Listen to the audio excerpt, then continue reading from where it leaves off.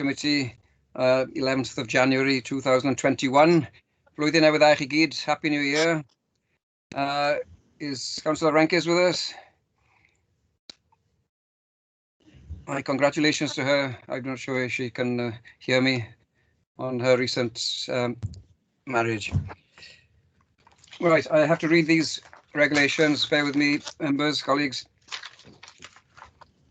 Can I please remind you all to switch your phones to silent for the duration of this meeting? And in addition, can I refer you to the protocols for remote meetings, which have been previously circulated? Namely, and in particular, your microphones should be switched to mute, and you are requested to switch your cameras off unless you are speaking. Cameras are okay if your signal is good, but please be on mute unless you're speaking. The Democratic Service Officer will take a roll call shortly of all members and officers present. Should you wish to ask a question or make a comment, can you please indicate either via the chat function or by raising your electronic hand via Teams. However, this facility may still not be available on some iPads. I will assume that you've all read the paperwork before us today prior to the meeting. And when speaking, unless I've introduced you, can you please introduce yourself? And just a reminder that the meeting is being recorded. Diolch yn fawr. So, on to the roll call, if I may. I'm Councillor Del Morgan, Chairperson, and also present, please, via Nicola. Are you going to take the call now? Well, thank you, Chair. We've got, sorry, yourself, Chair, Councillor Del Morgan. Yes, present now. Councillor Lynette Purcell. Present. Thank you. Councillor John Miller. Present. Councillor Robert Wood. Present. Thank you. Councillor Oliver Davis. Present. Councillor Alwyn Woolcock. Presennol, Cadeirydd. Thank you. Councillor Anthony Richards. Presennol, present. Thank you. Councillor Helen Kerry-Clark. Present. Councillor Renkes. No, okay. Councillor Rydian Maisen. Here, Presennol, Icla, present. Thank you. Councillor Rachel Taylor. Councillor Taylor. Oh, sorry, yes, present. Thank you, Councillor. And then we've got officers, Craig Griffiths. Present, Nicola. Thank you. Hugh Jones. Yes, present, Nicola. Anne Marie O'Donnell. Present, Nicola. Thank you. And then we've got the members from Audit Wales, Gillian Gillett. Present. Thank you. Derwin Owen. No, Derwin sends apologies. Okay, thank you. Kate Harvard. Present. Thank you. Colin Davis. Apologies. Thank you. Justine Morgan. Apologies. Thank you. Non Jenkins. Apologies. Thank you. And last one for Audit Wales, Alison Lewis. Apologies. Thank you. Then we have voting lay member Joanna Jenkins. Hello, present. Thank you. Have I missed anybody on the roll call? No, that's great. Thank you, Chair. Diolch yn fawr, Nicola. Thank you. Thank you all. Welcome, croeso. Okay, we go on to item 1, item cyntaf, declarations of interest. Are there any?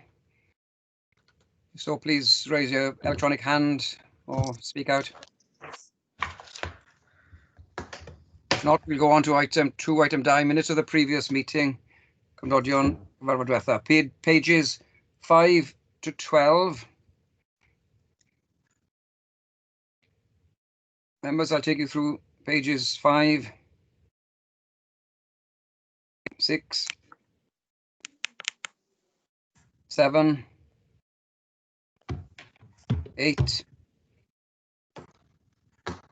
9, 10, 11, and 12. Members happy that the minutes are correct? Improve those.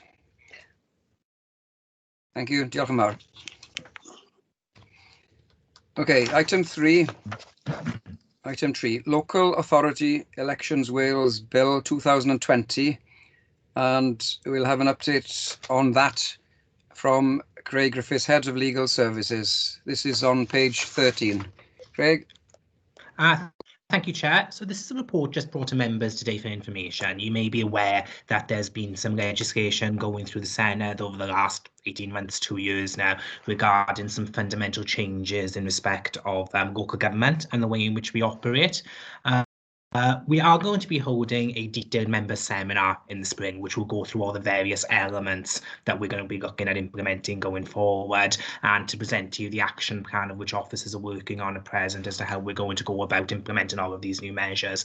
But there are some specific provisions in there in respect of the role of the Audit Committee. So we thought it beneficial just to give a very short overview as to what those changes would be, so members can have that in mind as we embark on the next 18 months. There's no firm date yet as to when it's actually going to be implemented, but we'll be keeping members abreast then of any sort of current developments. So the biggest change that ultimately we're going to see with the Audit Committee is that you will effectively be renamed the Governance and Audit Committee. And there's some slightly new functions ultimately which will come with that. And in essence, ultimately, we will be looking at reviewing and scrutinising the Council's financial affairs, making reports in respect of the financial affairs, looking at risk management, corporate governance arrangements. So it is a slightly wider remit than what the Audit Committee presently operates under. But perhaps one of the biggest changes we're going to see is that ultimately 1/3 of the members of the Audit Committee will have to be lay members. So that is people who are not county borough councillors or any association with the council. And similarly, then the chair of the Governance and Audit Committee will have to be a lay member as well. So we are awaiting some regulations which are going to set out more detail as to how we would go about recruiting and embarking on this process. I'm envisaging at this stage it's probably going to be very similar to what we have for our Standards Committee, because we have to recruit lay members and independent members for that. So I'm anticipating a very similar basis going forward. So there will be some changes over the next 18 months. Obviously, members will be kept fully aware of what all those issues are ultimately going to be, but just to give you a short overview as to the way of the wind over the next couple of months at least. So I'm happy to answer any questions, Chair, that members might have on that. Thank you, Craig. Members, I will bring you in for questions. I have just one question myself for Craig. I did attend a seminar online recently of chairs of audits across the whole of Wales, so I had a bit of a briefing on this.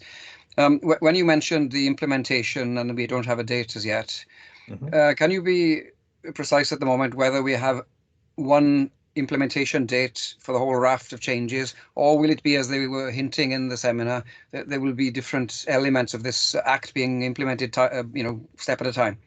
Absolutely, yes, there will be different elements at different times. So I spent some time just before the Christmas break going through the legislation to work out what comes in on the date it takes effect, what comes in 2 months after it takes effect, and then orders then as to when all the other elements will take effect. So we'll be keeping a close eye on the matter just to try and work out what comes in at which specific time. At this stage, though, there's no indication, I believe, as to the actual implementation for the changes to the Governance and Audit Committee. We're anticipating at some point this calendar year, but it's difficult to say otherwise on specific dates. Thank you, Craig.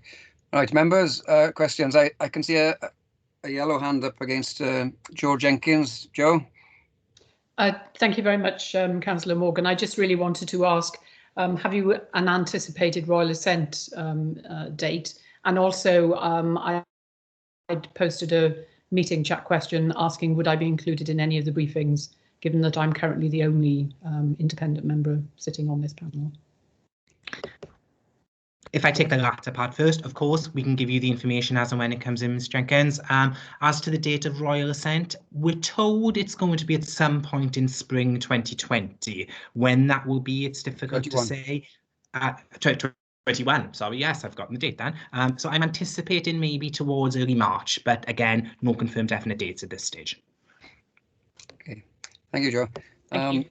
Yes, and if I can remind officers to keep Joanna Jenkins posted on all these different things as they come through. Thank you. Right, members, I'm looking for for hands up. Have any members got questions or comments? Right, if not, then we'll go on to the next item. Diolch yn fawr. Item 4, item 4, Audit Wales, and this is a verbal update from Gillian Gillett. Go ahead, Gillian. Oops, thank you, Chair. Just thought I'd give you a quick brief verbal update on where we are in terms of our Audit Wales plans. For financial audit, we're working our way through some grant claims. We've done teachers' pensions, non-domestic rates, and we anticipate that the audit of housing benefits will be completed by the 31st of January deadline. In terms of the audit of the Council's 2021 Statement of Accounts, we're started audit planning on that now, and just more discussions with officers in the coming weeks. It's very likely, just to flag that it's very likely that audit deadlines may be pushed back to September again this year with the impact of COVID, etc. We're in discussions with Welsh Government as to the flexibilities on that. Yeah. In terms of our performance audit work, the work included in the 2020 audit plan has largely been completed. There's a few bits still being worked on. The review of corporate performance management system, the draft output was issued in December. Workforce planning review is underway. Financial sustainability phase 2 work, building on the work that was undertaken last year, is about to commence. And the assurance and risk assessment project will be fed back, or scheduled to be fed back, to corporate directors in February. And then the audit work that was completed in 2020 is being summarised in our annual audit summary report, which is currently in draft, and I'm guessing may come to the next audit committee. So that's where we are in terms of our audit reports. In terms of national reports, recently we've published a number of national reports that may be of interest to the committee. They are providing free school meals during lockdown, was published in November. Covering teachers' absence, a follow-up of work we've done previously, was also published in November. Did a report on the Welsh Community Care Information System, which is published in October. A National Fraud Initiative in Wales, 2018 to 20, was published in October. That also includes an NFI self-appraisal checklist, which would help audit committees and officers leading the NFI work to be informed of how they're planning and progressing with that. And our work on the financial sustainability of local government was published in October, along with a commercialisation in local government report. Also, as I said, because of the COVID situation, we're keeping our plans under regular review, taking account of audit priorities in terms of your capacity and our capacity is also to deliver the work. And if anyone's got any questions, I'd be happy to take them. Thank you, Gillian. Right, into question. Any questions, members?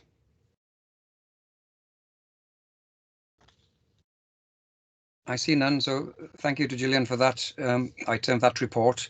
On to the next item, then item 5, which is the Audit Wales letter to audited bodies, and this this runs from pages 17 to 20. Gillian again. Yeah, thank you. This is just a letter that was sent to all audited bodies back in November from the Auditor General, outlining our data analytics ambitions. Really, it's on the agenda to raise your awareness of what you're doing. So we've been asking our audited bodies for support to modernise our audit work by transforming the way we use data, in particular to use more routine data for analytics assisted audit. So it's just here really to raise your awareness of how things are progressing or how we want to progress things. So a couple of hands up there. Yes, thank you, Gillian. Right, what have we got here? Councillor CP, is that you, Vice Chair? Yes, that's me. Thank you. I've got two questions. One is on page 18, where the auditors state this will save everyone time and effort. And I just wondered if our officers could confirm whether they agree or not that this assertion is true, that they do think it will save everyone time and effort. And on page 19, which concerns me slightly more, it talks about the use of machine learning and artificial intelligence. And again, I'd really like the officers' comments on how they feel about the use of artificial intelligence. I mean, as I say, it's very well presented, the letter, but it's our officers that are going to have to work with you on this. And I'd really like to know what they feel about those 2 points. Thank you, Vice Chair. Gillian?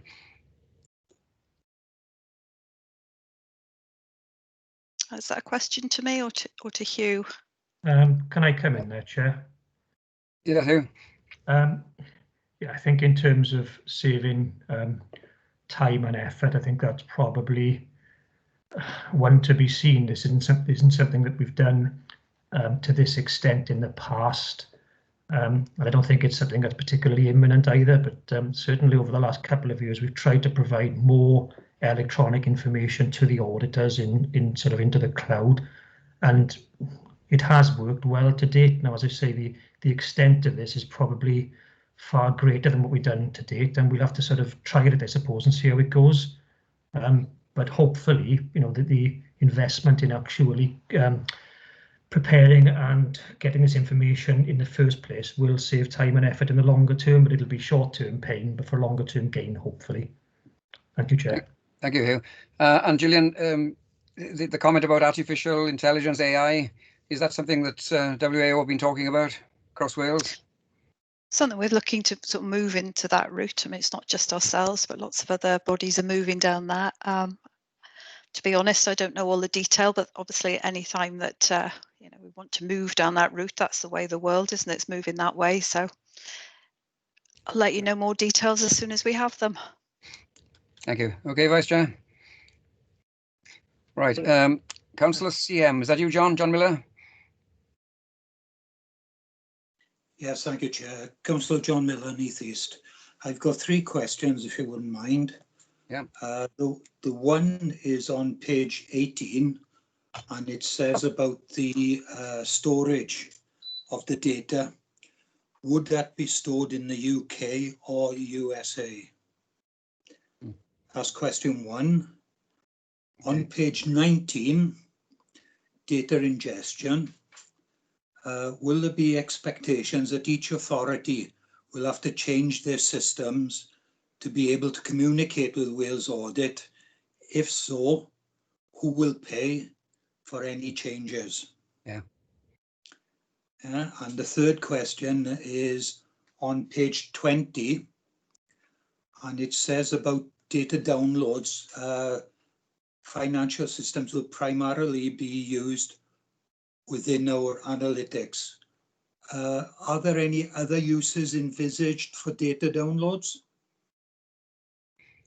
Okay, That's those 3 questions. Yep, Yeah. excellent questions. Okay, Gillian, you're going to have a go at those? Yep. Thank you, Councillor Miller, for those questions. We have data warehouses hosted in the cloud in Ireland at the moment. In terms of changing systems, there's no expectation that local authorities will be required to change systems. There are quite a lot of different systems in their local government, and we'll be working, you know, with those systems to make sure that we can get the information we need. What was your third question then? Other uses envisaged for data? Sorry, Councillor Miller, could you repeat the third question again? John? Yes, Chair. Bear with me a moment. Yeah, you've said that your primary objective is to use the data in your analytics. Are there other uses envisaged? That's a bit of a moving feast, really. We're obviously looking to go down the data analytics route and use as much as we can to inform our audit opinions. We're also looking to provide, and we have done for sort of informatics, for moving down the route for informatics for the public to see, you know, give them more information on how data is used, how the information is presented. So anything where we can use information to present things better, we will be moving into that space as well. Thank you, Gillian. Hugh Jones, please. Yeah, it's just to mention, Chair, that obviously we will require a data sharing agreement if the data is to be used for any specific purposes. So that will come with time. Thank you, Diolch. I would be very surprised if individual authorities had to totally reconstruct their financial systems, but I think it's going to be a task for the audit committee to untangle the differences between all 22 authorities. There we go. Any other members with questions? If not, diolch yn fawr, Gillian, thank you. Thank you. Right, item 6. This is the Audit Committee annual report. Sorry, before I go on, can I check with Craig? This doesn't require a recommendation, although the Audit Committee were asking for, presumably for support. Indeed, no need for a recommendation in that sense. If we have any specific elements we need decisions on by the Audit Committee, we'll bring a separate report back in due course, Councillor Morgan. Thank you, Craig. Thank you. Okay, as I say, item 6 now is our committee's annual report, and the only recommendation I hope it will be on this is that we endorse it either with or without any changes to full council. So this one begins on page 21. It's only 2 pages, 21 and 22. It's signed in my name, and it's summarising the activities of our committee in the civic year from 2019 to 2020.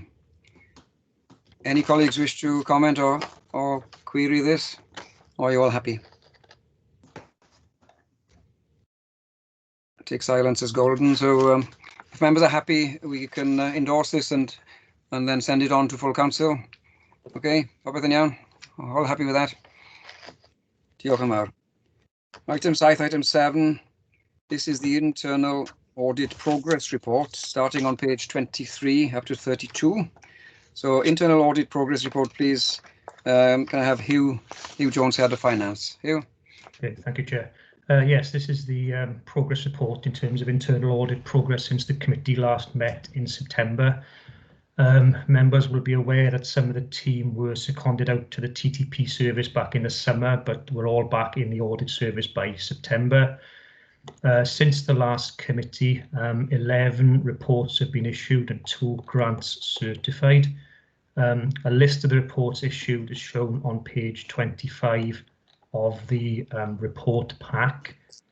Members will note on page 26 that the vacant fraud officer post has now been filled as of last week, so there's a full complement of staff within the team.